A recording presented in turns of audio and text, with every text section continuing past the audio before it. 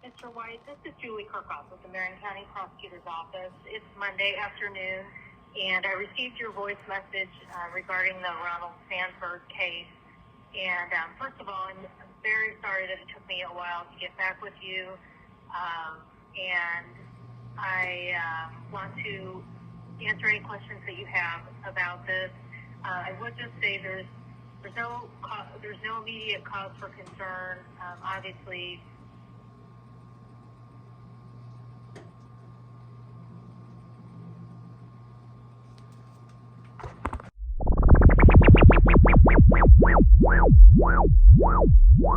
welcome to another episode of Nate G219 to Hell But Back and Better. Hope everybody's having a great evening. As you heard in the intro, that was a message left to me from the Marion County Prosecutor, which is in Indianapolis, Indiana, obviously. And I had called a while back asking if I could get some information. I don't remember exactly the recording I left, but I did leave her a voicemail wanting to contact her. I was going to contact her trying to figure out what could I do legally to advocate and try to reach out to the victims' families to see how they feel now that 36 years has passed since the crime. And for some reason, she felt that I was a relation to the victims or family of the victims or something. I never once left an impression that I was the family of a victim. I told them that I would just like to speak about the Ronald Sanford situation. So today's story is going to be a little bit about how unfair the system is. And if you had seen any of my shorts today, you know, things that people bring home from prison, meaning mentality, their demeanor, stuff like that, and how damaging it is to somebody. Because right now I'm dealing with a lot of anxiety, a lot of depression, and a lot of anger. Because, like the saying goes, you can always take the man out of the prison, but you can never take the prison out of the man. And depending on how long that man has been incarcerated or person has been incarcerated, there's levels to that shit. You know what I'm saying? So, me having done 4 years, which is a lot of time, a very long time for the crime I had committed, which again is selling a $20 bag of heroin, 0.26 of a gram, not even a half a gram, just over a quarter of a gram. And I got a 10-year sentence, ended up in a maximum security penitentiary, and Indiana State Prison was the name of that penitentiary. I didn't start there. I wasn't classified to go to a maximum security. I was classified to go to a level 2. I was a low level 2. And the day before I got moved to the honor dorm, I ended up getting caught with a phone in my bunk area. Wasn't even my phone, didn't know about that phone, and it put me in segregation, and that was behind the wall in maximum security, level 4, 23-1 lockdowns. Now, that's a big difference from where I came from. I'm not gonna lie, I was shivering scared. But that place saved my life. That judge that gave me that 10 years for that little bag saved my life. I actually got a chance to thank her. Unfortunately, R.I.P. Mary Harper, she has since passed away, but I had a chance to thank her. When my wife and I got married after I came home from prison and was done with all this, and her and I got married, I requested that judge to marry me. People thought I was being a smart ass. I thank that woman for saving my life. And her nickname was Hang 'em High Harper. She had given out over 1 million years under her years on the bench. And at one point, I don't know if she really said it or not, but people had told me that the paper had said she wanted to give out another 1 million before she retired. I don't think she ever got that second 1 million, but she did sentence people over 1 million years on her years under the bench. I don't know how long exactly. I'd have to look that up. But Hang 'em High Harper, Judge Mary Harper from Porter County, Indiana. The horror stories around here still ring out. And yeah, but that woman saved my life. Anyways, I went to that maximum security penitentiary with somewhat, I mean, I had some emotional damage, childhood trauma, not from my parents. By the way, I had a great childhood. My parents were great. My mother, a pure angel, God rest her soul. My father, grew up in the 50s from New York, kind of a hard ass on me. He never said I love you or none of that, but that's not the roots of my problem. Much deeper than that. That has nothing to do with my childhood. I had a great childhood. Everything I needed and a lot of things that I wanted. So, big pool in the backyard, great childhood. I chose to become a gangbanging idiot. But, so I get sent over behind the wall, 23-1, and a year of that. A year of 23-1 around people, and I'm telling you, it's so god darn loud in there at almost all hours of the day that it's ridiculous. That you'll go insane. Finally, after 3 months of it, I got a TV in there, but the first 3 months was pure hell, and books were very limited. Couldn't even get a Bible. I had been given a Quran, which I read. Nothing against the Quran, and actually it hadn't been the first time I read some of it. So I like knowledge. I like to read things. I've read the whole encyclopedia because that was the only book I could get when I was in reception. So, I mean, I'm a compendium of useless knowledge. A lot of convicts are. But, anyways, back to the story. Sorry, I got ADD, and I get distracted pretty easy. When you're in prison, especially the higher the level prison you're in, the more your head's going to have to change. Because your time, if it doesn't change and you're living like you are in a level 1 or 2, you're gonna get yourself killed. You're gonna get yourself robbed. You're just gonna get yourself got. So you got to be very careful who you're talking to, because 95% of the time, that man approaching you has an ulterior motive. So you find the few people that you're pretty sure you can trust. If you got any good instincts at all, you're gonna know who you can trust. And I had a good little group. I kept it small. Thankfully, I was only in population for a few months, but still to this day, I have nightmares. Just 3 days ago or 4 days ago, I woke my wife up screaming, and I believe I woke my daughter up too. I'm not 100% sure, but I have woke my daughter up. I've woke up with my wife laying on my chest. Horrible nightmares I've taken home from that place. Another thing I've taken home from that place, my mentality when it comes to certain things, money being one of them, or principles, not just money, but how a man carries himself. I feel a man of his word is a man of his word, and need to hold themselves to that word.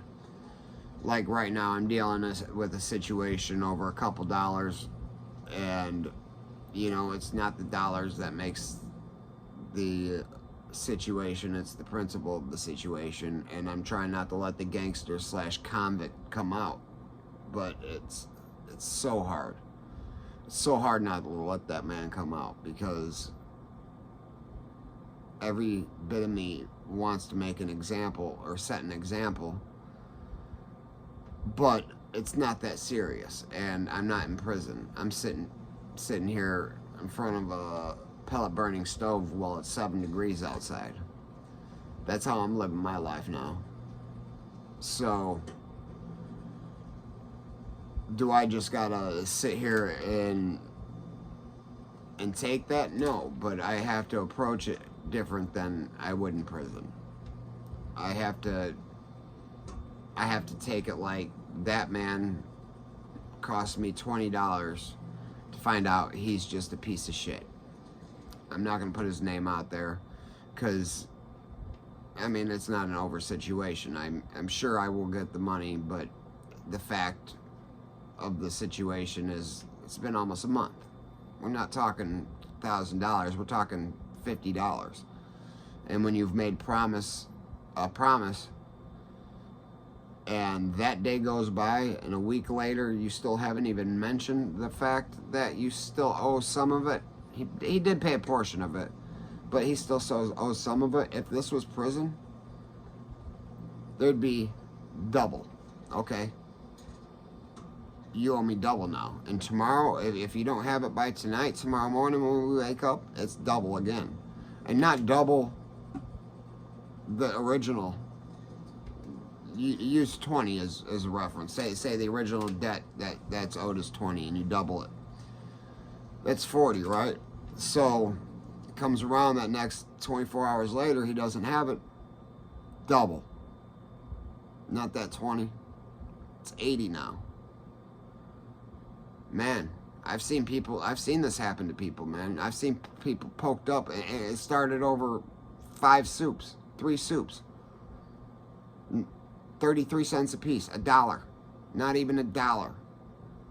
I saw somebody get damn near taken out. I don't know. He got life lighted out of the prison. He could have died. I've never seen him again. You don't always hear what happens to the people. But that type of mentality is not an easy one to break, depending on how long you've done. And I've done a long time. Or not a long time. My friend Ariel, on the other hand, has done a very long time for a mistake at 13. And you heard that voice message. She cares nothing about justice and the fact that a 13-year-old got locked up and grew up and became a man in prison.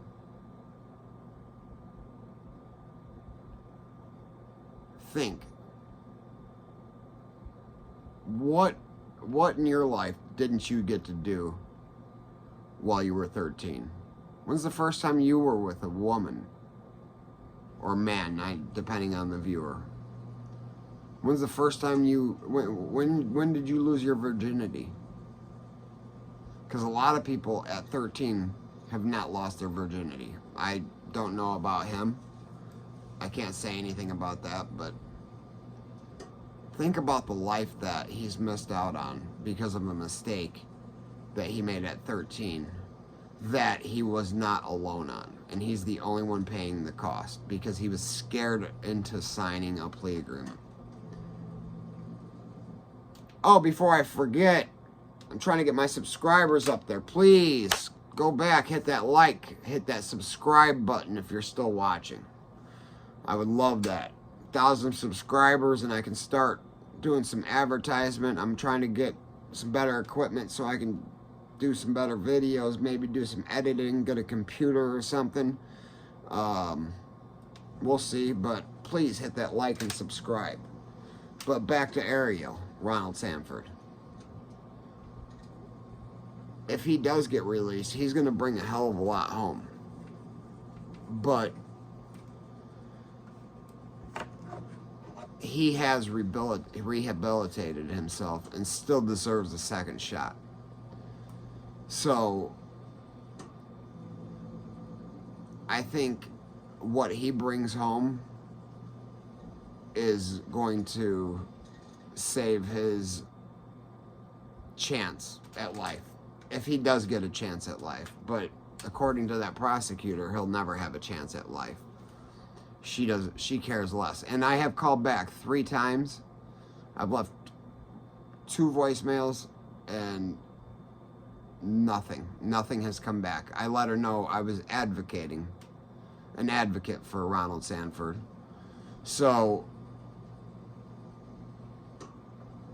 feel free to call, make a ruckus at that courthouse, Marion County Courthouse, Julie Kirchhoff's office. So feel free. She needs to be pestered. We need an advocate for that man. She cares nothing about his losing his entire life. She cares nothing that Sean Rowe got off scot-free on it. 2 years is not punishment for a double.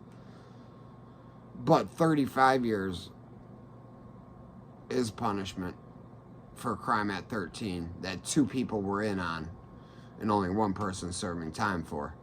Because again, look at the history of Sean Rowe. That sick man deserved the death penalty. He could have gotten the death penalty, I believe, at one point for one of his cases, but didn't. Ended up pleading it down to molestation, incest, I don't remember, battery, some bad stuff. And from what I understand, went to another state and got in some more trouble. So, I mean, it's obvious who the most aggressive of the 2 are, because Ariel's been in prison since, where he can get aggressive. And you know what? I've never even looked at his prison report. I don't care, because I'm sure he's had to get aggressive. That man was a kid when he walked back there. And back in the 80s, PREA was not a thing.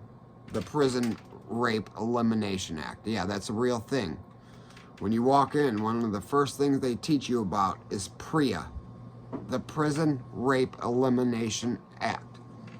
That didn't exist in 1987 when Ariel, or in 89, whenever Ariel walked beyond the wall at 15. That didn't exist.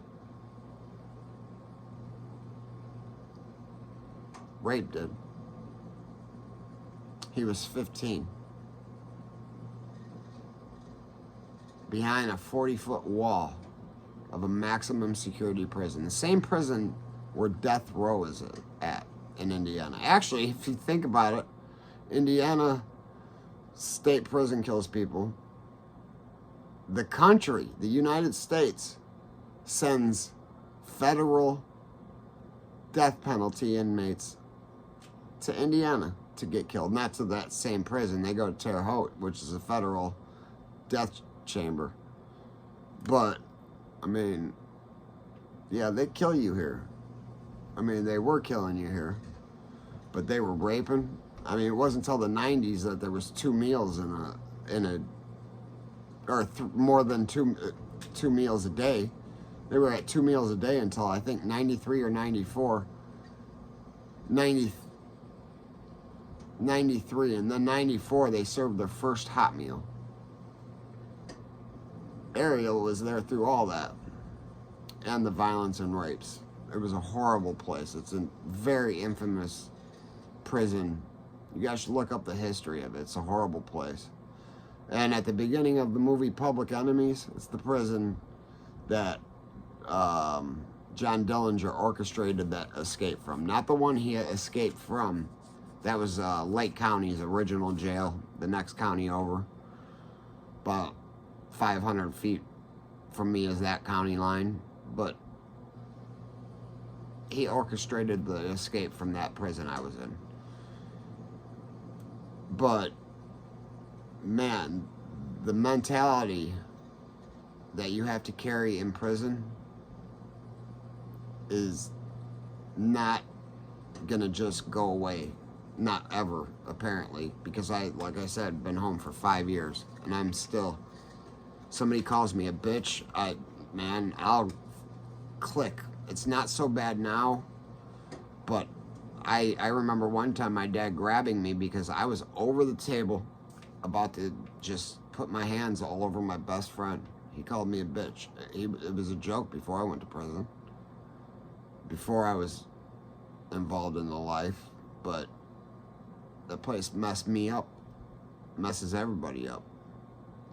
It's designed to keep you there forever. Michigan City, Indiana State Prison. It's not designed to rehabilitate you. Like I said many other times, rehabilitation happens here. This is where it starts. It's also where it finishes.